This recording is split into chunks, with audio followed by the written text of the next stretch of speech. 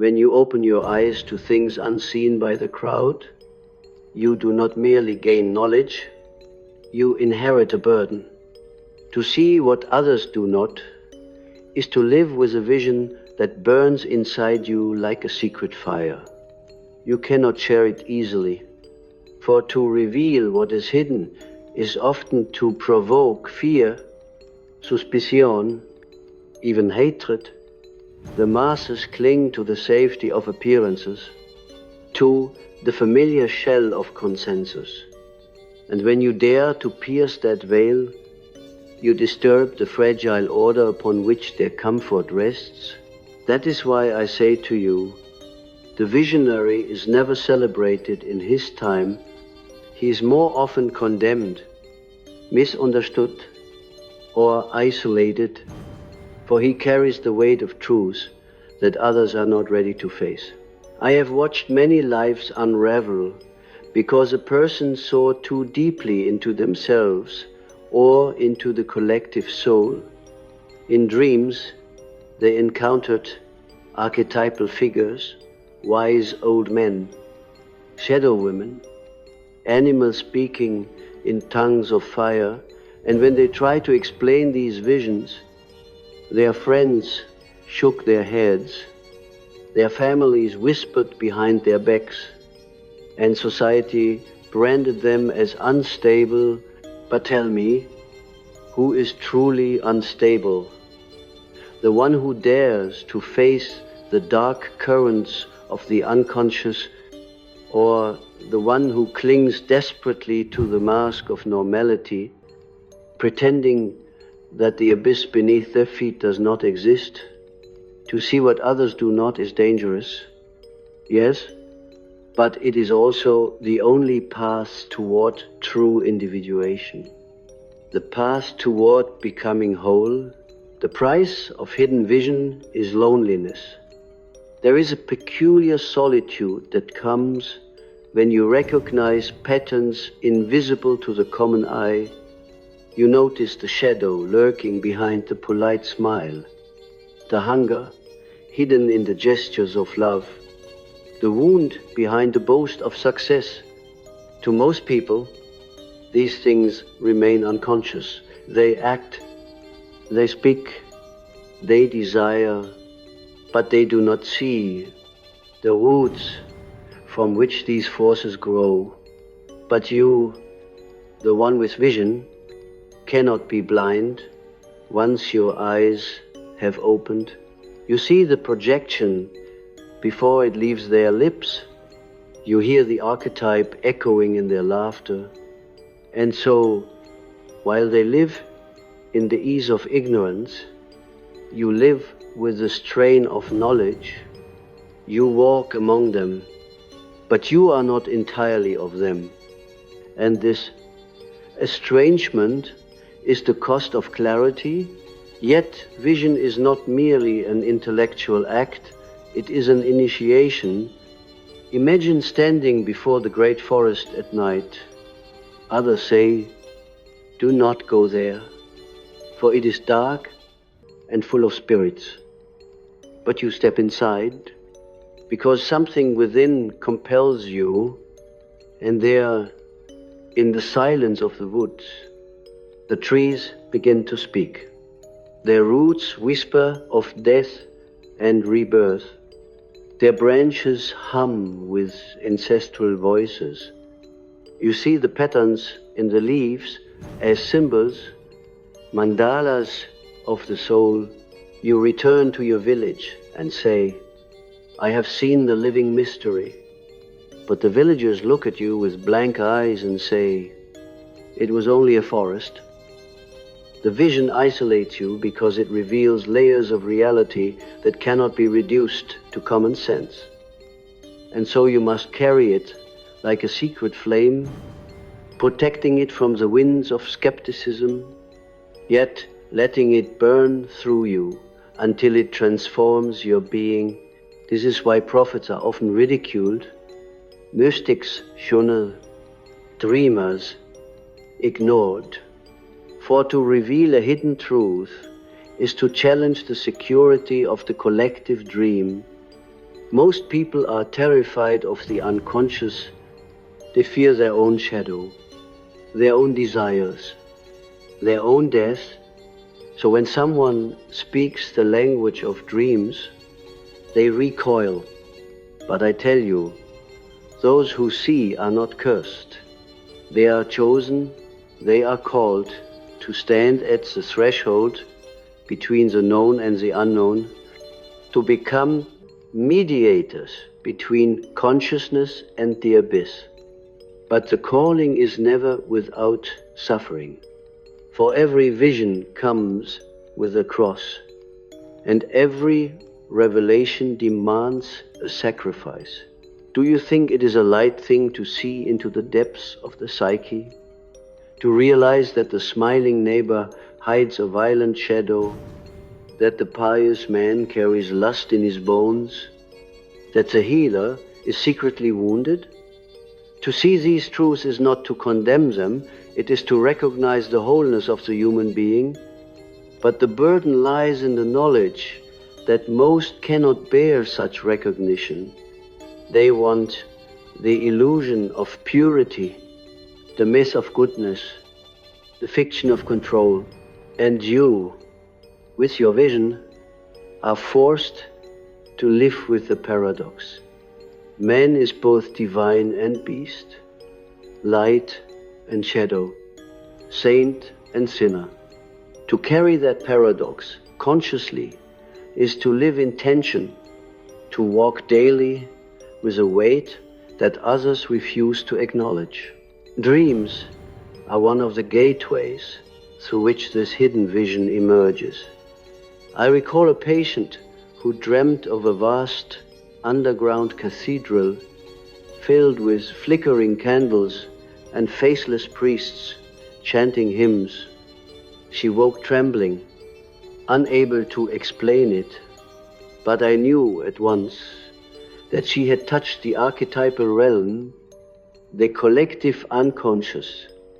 The faceless priests were not simply dream figures, they were the timeless forces of ritual, the impersonal currents of the sacred. To most people, it would have been a nightmare to dismiss, but for her, it was a revelation of the soul.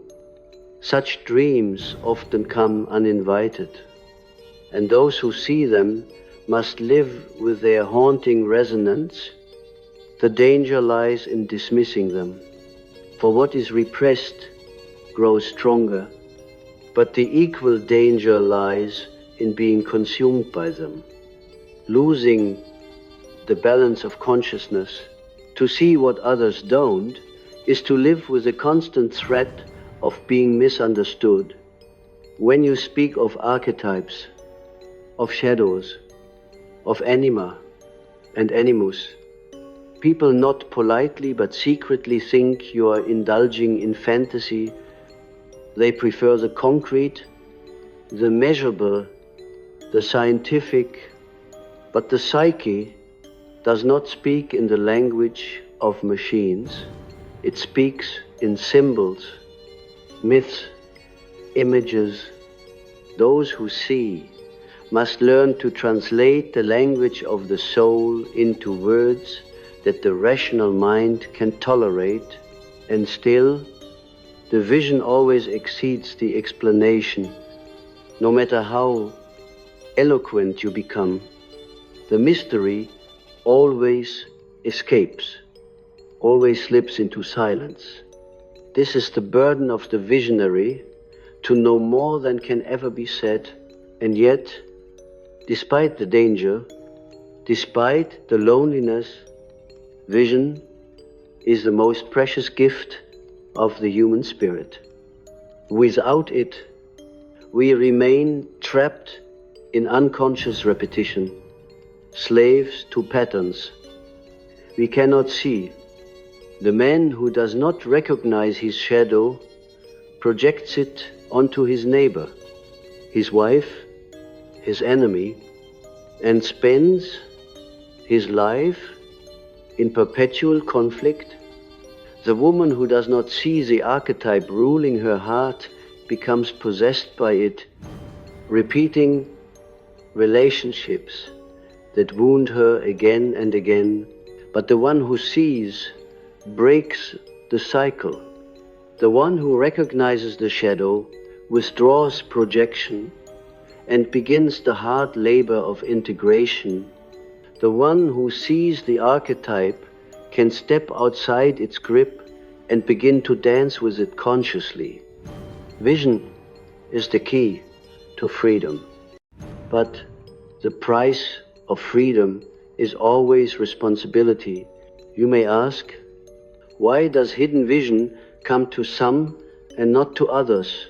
Why are certain souls haunted by dreams, by symbols, by uncanny perceptions, while others live content in the surface of things?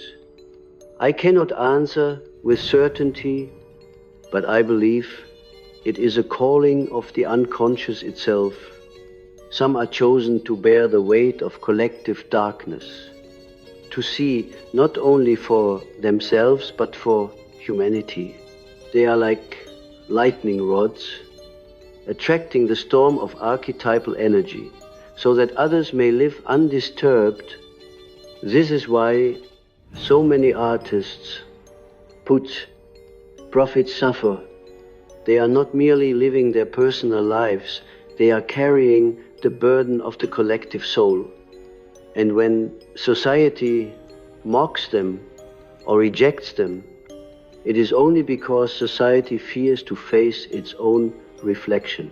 The danger of seeing what others don't is that you may become alien even to yourself. For when you gaze too deeply into the unconscious, you risk being swallowed by it. The line between vision and madness is thin, and many have crossed it. The visionary must learn discipline, must ground themselves in reality, even as they journey into the abyss. Without grounding, the images become tyrants. The archetypes take possession, and the visionary becomes the madman on the street, shouting revelations that no one can understand. To see is not enough. You must also learn to carry the vision wisely, to integrate it into life, to balance the fire of revelation with the coolness of reason. Otherwise, the gift becomes a curse. And so I tell you, do not seek vision lightly. Do not pray for eyes to see unless you are prepared to pay the price. For once you see, you cannot unsee. Once you awaken, you cannot return to sleep. You will walk through life with a double vision, seeing both the mask and the face beneath it, both the play and the actor, both the light and the shadow. And this double vision will often ache like a wound, for you will feel alone in a world of sleepers. But if you endure, if you carry the vision with humility and courage, it will transform you. It will burn away illusion, strip you of falsehood, and lead you into the mystery of the self, the wholeness that embraces both light and dark. That is the ultimate meaning of hidden vision. It is not for pride, not for power, but for transformation. It is a path by which the soul becomes whole. The danger of vision is also the danger of carrying light into the cavern of darkness. For the moment you bring illumination into the unconscious, the shadow rises to meet it. The shadow resists exposure. It thrives in secrecy, in repression, in denial. And when you dare to look at it, when you dare to name it, it does not yield quietly. It roars, it mocks, it seduces, it wears the faces of those you love most, whispering lies that entangle you. The hidden vision reveals not only the nobility of the human soul, but also its corruption, its cruelty, its thirst for destruction. To see this is to tremble, for you realize that man is not merely a rational being striving for goodness. Man is also a creature of instinct, of chaos, of darkness, and yet, if you do not see this, you live in illusion. And illusion is a far more dangerous master than truth. The collective psyche has always feared those who see.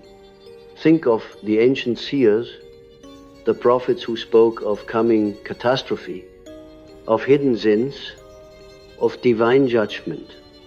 They were stoned, imprisoned, cast out, not because they lied, but because they spoke too much truth. The collective lives by denial. It creates myths of progress, of morality, of order, and it cannot bear the disruption of visionaries who reveal the fragility of those myths. To see what others do not is to be exiled, if not physically, then spiritually. You may still live among your fellows, but your soul walks apart. You smile at their games, but you no longer believe in them. You sit at their tables, but you taste the bitterness of hidden motives. This estrangement is the unavoidable fate of the one who sees. Yet I must tell you something more. Vision is not given to torment you. Though it feels so, it is given to initiate you into the mystery of wholeness. Every revelation of shadow is also revelation of light. Every descent into darkness is also the beginning of ascent. The danger lies in stopping midway, in clinging to the horror of what you have seen without recognizing that the shadow is but one side of the self. The other side, equally hidden, is the radiance of the inner divinity, the spark of eternity within. If you are courageous enough to endure the vision, to face the shadow without collapsing, you will also see the hidden light, the archetype of the self, the symbol of totality. This is the paradox. To see what others do not is painful, but it is also the path to the most profound healing.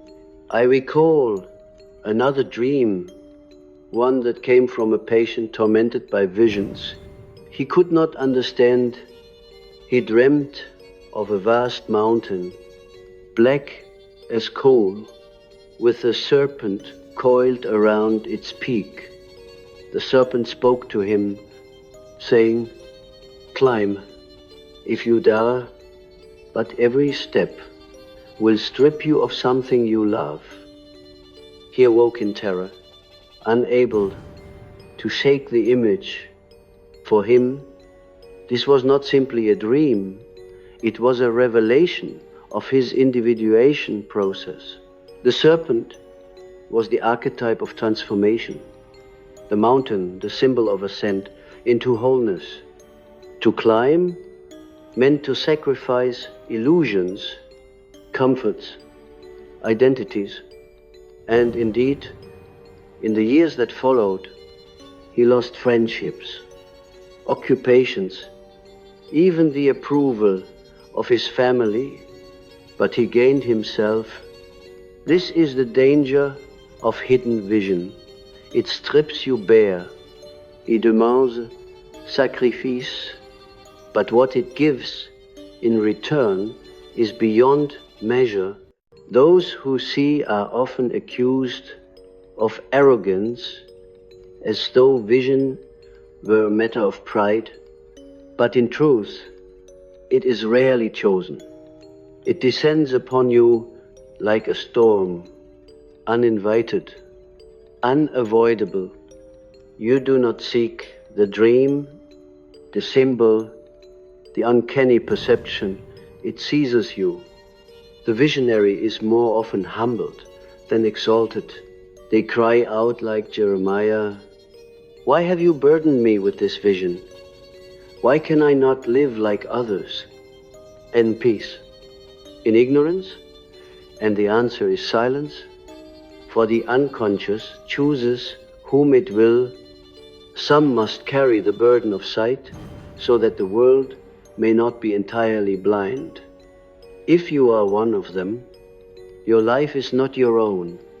You belong to the mystery, to the work of consciousness, to the slow, painful unfolding of the soul. The unconscious is not only personal, it is collective. When you see beyond the veil, you do not only encounter your own repressed desires and forgotten wounds, you encounter the timeless patterns of humanity itself. You may dream of gods you never worshipped, of rituals you never learned, of symbols from cultures you never studied. This is the collective unconscious speaking through you, reminding you that your vision is not yours alone. It belongs to the human race, to the great stream of archetypal images that bind us together. The danger is that you will mistake this for personal grandeur, that you will inflate, believing yourself to be a prophet above others. But beware, inflation is the most perilous trap of vision. To see does not make you greater than others. It makes you more responsible. If you fall into the arrogance of thinking yourself chosen above humanity, the vision will destroy you. Only humility can protect the one who sees. Hidden vision often comes through suffering. It is in the breaking of life, in the collapse of certainty, that the eyes of the soul are opened. When a loved one dies, when betrayal cuts your heart, when illness strips you of strength, suddenly the surface of life cracks and the deeper reality shines through. In these moments, you glimpse truths that others cannot bear to see. You understand the frailty of existence, the inevitability of death, the mystery of suffering. Others may tell you to move on, to return to normal, but you cannot, for you have seen too much. This is why suffering is often the womb of vision. It strips away illusion and forces you into the depths. And once you are there, you find not only pain, but also the seeds of transformation. Think of the myth of Oedipus. He sought the truth, and the truth destroyed him. He saw what others could not, that he himself was the source of the plague upon Thebes. In this way, myth warns us of the danger of vision. Yet Oedipus is also a symbol of humanity itself, blind when he thought he could see, and only truly seeing once he was blind.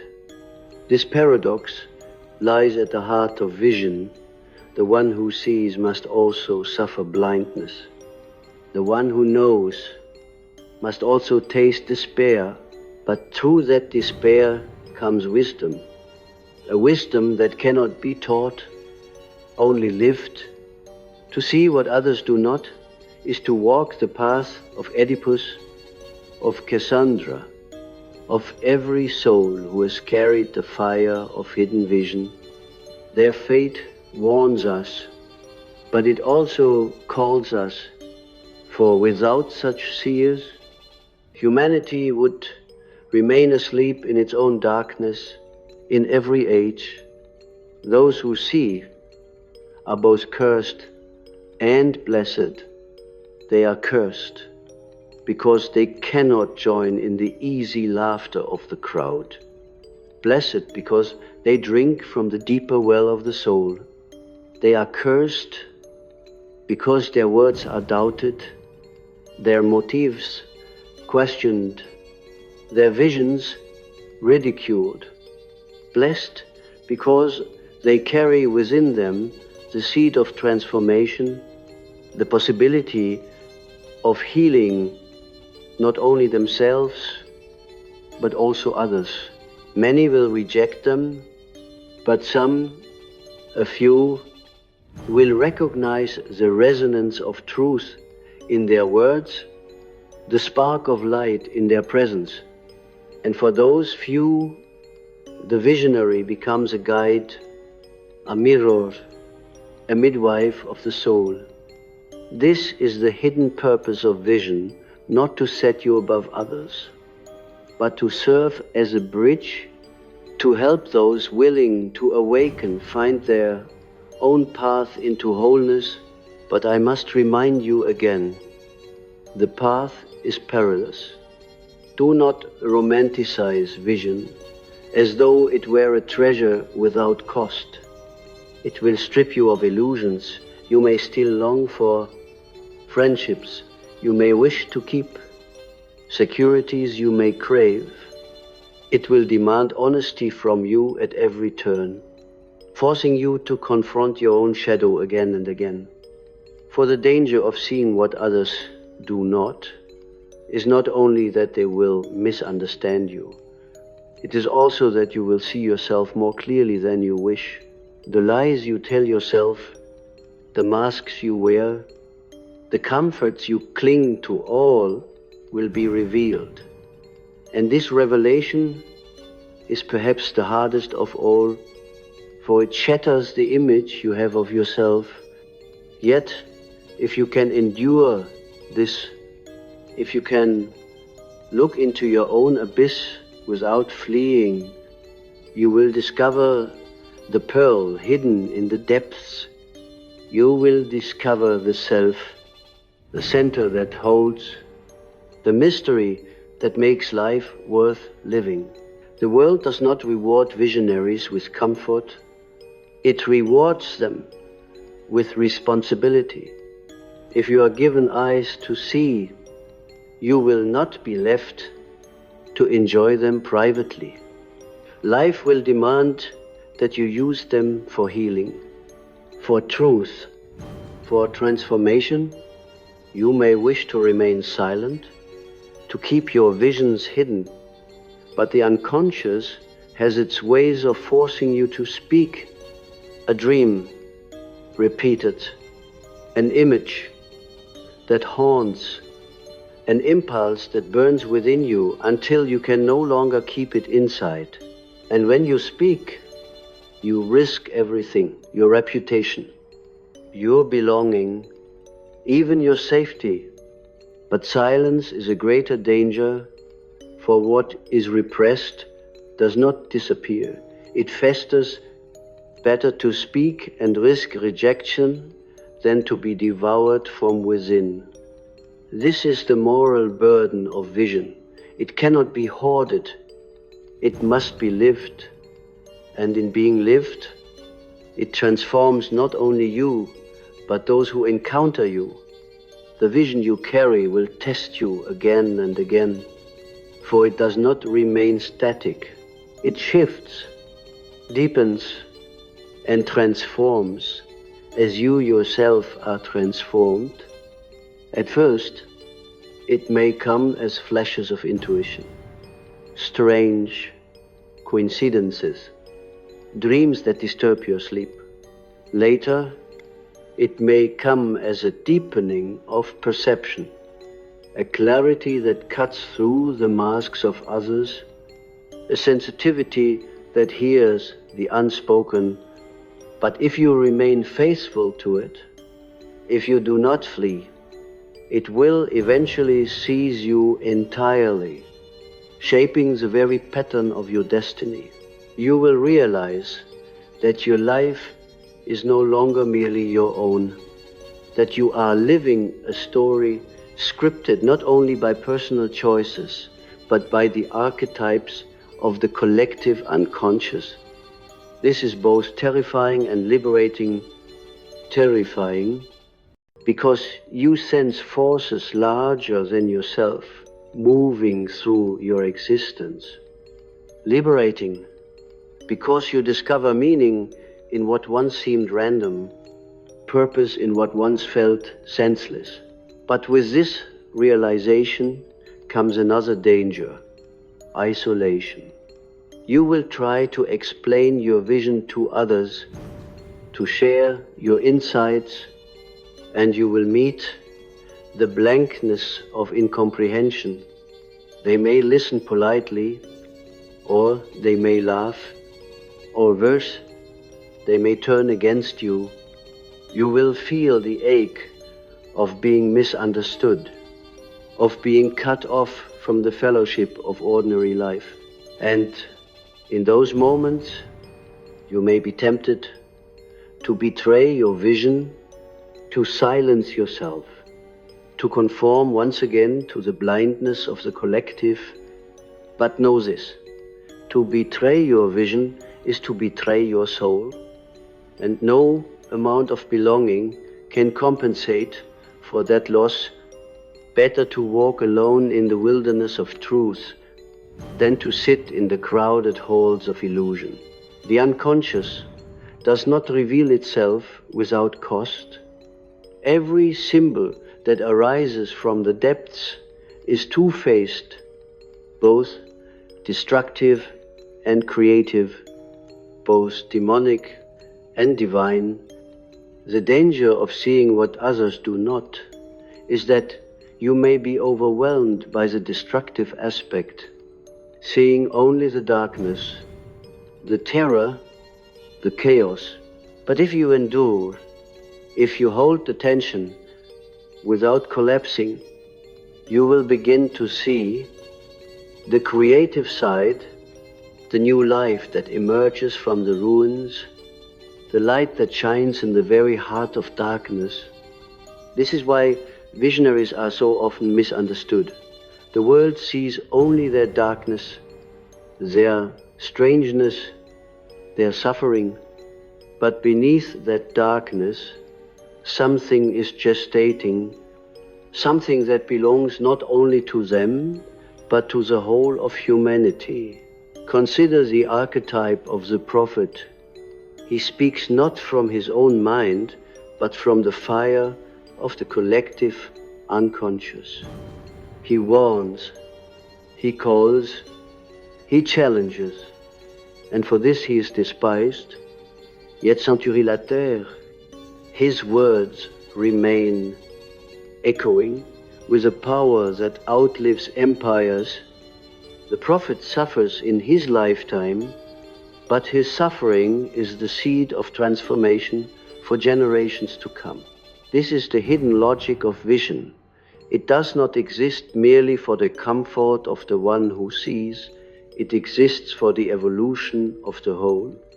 The visionary becomes a vessel through which the unconscious pours itself into consciousness, widening the horizon of humanity.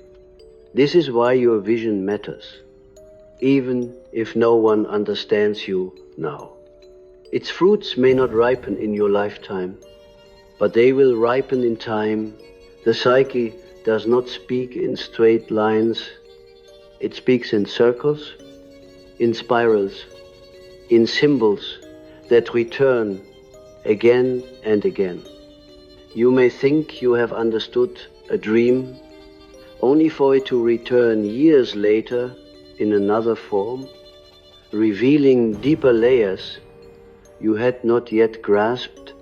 This circular motion is the nature of hidden vision. It does not deliver final answers.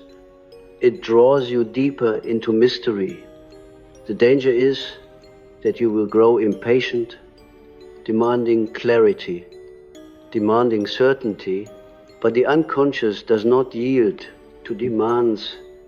It reveals itself slowly, according to its own rhythm. To see what others do not requires patience.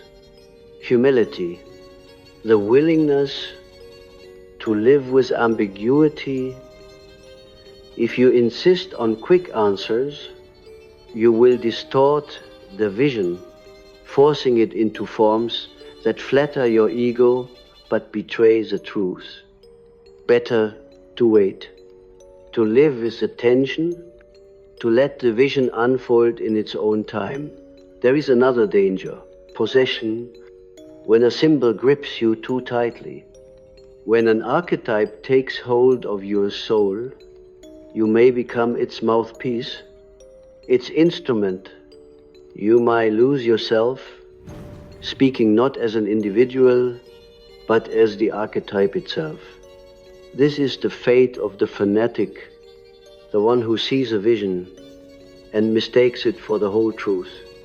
He becomes possessed, consumed, devoured by the very revelation meant to set him free.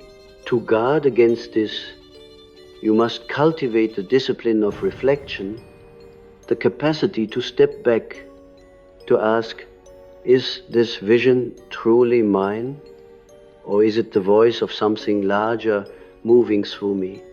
If you can discern this, you can carry the vision without being consumed by it.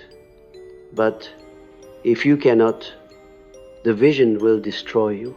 The unconscious is not sentimental. It does not give visions to comfort you.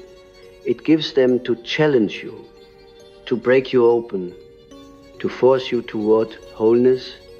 This is why so many resist vision, why they prefer the safety of blindness.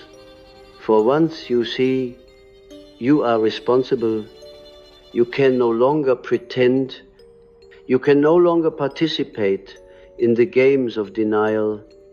You must live differently, act differently, choose differently. And this responsibility is heavy, but it is also the source of dignity. For to live with vision is to live as a conscious being, no longer a puppet of unconscious forces, but a participant in the great drama of individuation. You become, in a sense, a co-creator with the unconscious, shaping your life not only according to fate, but according to meaning. I tell you, the one who sees pays dearly, but he also receives a treasure that no one can take away. He receives the experience of the self, the center that holds, the mystery that unites opposites.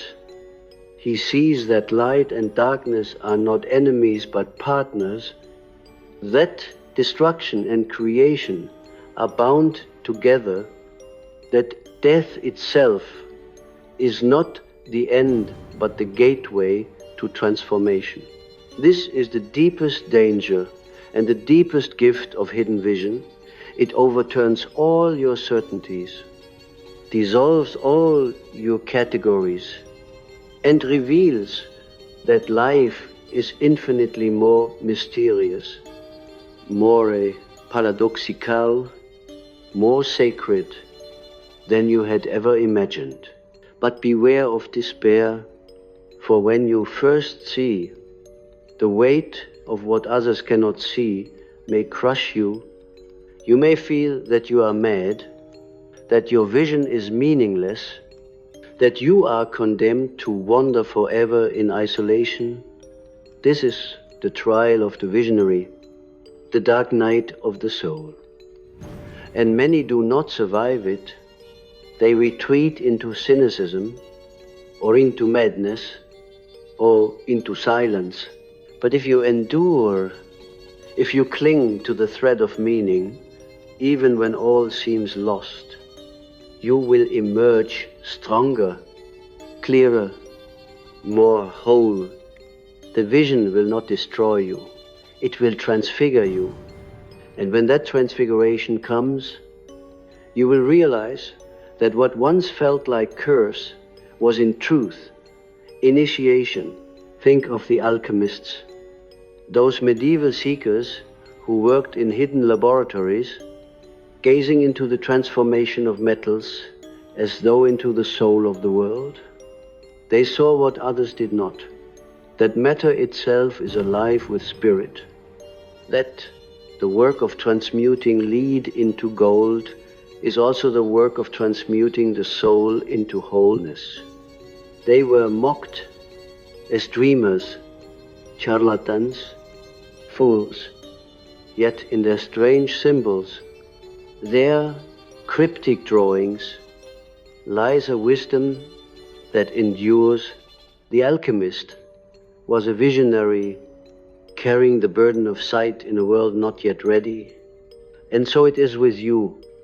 You are called to the alchemical work of the soul, to bear the vision that transforms suffering into meaning, shadow into light, isolation into intimacy with the self. You may wonder, why me? Why must I see what others cannot? Why must I bear this burden? I cannot answer fully. For the mystery of the unconscious chooses whom it will. But I can tell you this, vision is never wasted. It may isolate you, but it also connects you to the deepest current of life. It may cost you dearly, but it gives you a sense of meaning that no comfort could replace. And though others may not understand you, though they may reject you, you will find companions along the way. Perhaps only a few, but enough for those who see, recognize one another, even in silence. There is a kinship among visionaries, a secret fellowship of souls who have walked into the depths and returned, and when you meet them, you will know that you are not alone. And now we come to the final danger, the most subtle, the most profound, the temptation to escape the burden of vision by turning it into spectacle, into performance, into possession of the ego. The vision is not given for your glory, but for your transformation. If you make it a weapon to elevate yourself above others, if you use it to dominate, to manipulate, to proclaim yourself a master, then you have betrayed the gift, for vision is sacred and the unconscious is not mocked. The archetypes will turn against you. The very images that once illuminated your path will become your tyrants. This is why humility is the shield of the visionary. To see what others do not is not to be superior, it is to be more deeply responsible, more deeply bound to truth, more deeply aware of your own shadow. Without humility, vision becomes inflation, and inflation is always followed by a fall. But if you hold your vision with humility, if you carry it not as a weapon but as a lantern, then it becomes a source of light for those around you. You may not be able to explain it. You may not be able to make others see what you see, but your very presence will change them. The clarity in your eyes, the depth of your words, the quiet gravity of your being, these are the fruits of vision lived humbly. You will not need to persuade, for those who are ready will recognize the truth in you, and in this way the hidden vision serves its purpose, not by conquering the world, but by quietly transforming it, one soul at a time. You may notice that life itself conspires to test your vision. The more clearly you see, the more fiercely you will be challenged. People will project their shadows onto you, blaming you for what they cannot bear in themselves. Circumstances will arise that tempt you to doubt, to despair, to turn away from the path. But these are not signs of failure. They are the necessary crucible of transformation. The vision is not meant to remain untested. It must be forged in fire, tempered in suffering, proven in the struggle of life. Only then does it become wisdom, something deeper than mere perception, something rooted in the very fabric of your being. Wisdom is vision lived, vision suffered, vision integrated. Without this integration, vision remains only a spark. With it, vision becomes flame, a light that endures. The paradox of hidden vision is that it both separates you from others and connects you to the deepest unity of life. On the surface, you may feel alien, estranged, unable to share fully with those around you, but at the deepest level, you are more connected than ever, for you have touched the archetypes that belong to all humanity, the timeless patterns that shape us all. To see these patterns is to recognize that we are not merely individuals, but expressions of a collective soul, participants in a drama older than history. And this recognition, though it may isolate you outwardly, binds you inwardly to the whole. You carry within you not only your own suffering, but the suffering of humanity. Not only your own light, but the light of countless generations. This is the mystery of vision. It is personal, yet it is never merely personal.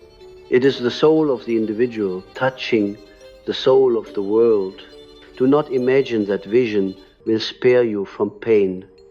On the contrary, it will deepen your pain, for you will feel more, see more, suffer more, but it will also deepen your joy, your wonder, your capacity for love. For once you have seen the depths, you cannot help but marvel at the beauty of even the smallest things. A flower opening, a child's laughter, the sound of rain on the window, all become radiant with meaning. For, they are fleeting, and in their fleetingness, eternal. Vision sharpens both your anguish and your ecstasy. It strips you of the dullness of ordinary life and awakens you to the full spectrum of existence. And though this may exhaust you at times, it is also what makes life worth living. To see what others do not is to live more fully, more deeply, more truly. The final gift of vision is reconciliation. For as you continue to see, as you continue to suffer, as you continue to endure, you will come to recognize that all opposites belong together. The shadow is not the enemy of the light, but its partner. Death is not the enemy of life, but its completion. Suffering is not the enemy of joy, but its deepening. In the end, vision leads you not to division, but to wholeness, to the realization that everything belongs. This is the symbol of the mandala, the circle that contains all opposites, the image of the self. To see what others do not is to glimpse the mandala, to feel the pull of the self, to know that life is not chaos, but mystery, not accident, but revelation. And though you may never be able to explain it fully, you will live it. And your life itself will become a symbol, a testimony to the power of hidden vision. So I say to you, do not fear the danger of seeing what others do not. Yes, it will cost you. Yes, it will isolate you. Yes, it will wound you, but it will also heal you, transform you, make you whole. It will strip you of illusions, but it will clothe you in truth. It will take from you the comfort of ignorance, but it will give you the dignity of consciousness. And in the end, when you look back upon your life, you will see that the price was worth paying, for you will have lived not as a shadow of yourself, not as a prisoner of unconscious forces, but as a soul awake, a soul alive, a soul in communion with the mystery of being. And when others look at you, they may still not understand, they may still shake their heads, still whisper behind your back, still dismiss you as strange, but in their hearts something will stir, some recognition that cannot be denied, for vision, once lived, radiates silently. It does not need to be proclaimed, it needs only to be embodied, and in that embodiment you will have fulfilled your calling. You will have carried the burden of hidden vision to its completion. You will have paid the price, and you will have received the treasure, and that treasure is nothing less than the wholeness of the soul, the union of opposites, the mystery of the self. So walk bravely, you who see. Do not look back with longing for blindness. Do not envy the sleepers. Their peace is illusion, their comfort fragile. You have been chosen for something greater, to bear the light and the darkness together, to live the paradox, to embody the mystery. Yes, it is dangerous. Yes, it is heavy, but it is also sacred, and in that sacredness you will find your true home. For to see what others do not is not a curse, but a destiny, and when you embrace it, you will discover that you are not alone, for the self itself walks with you, the eternal center, the hidden guide, the divine flame that burns in every human soul. This is the final truth of vision. It reveals not only the danger, but the glory, not only the burden, but the blessing, not only the cost, but the infinite reward.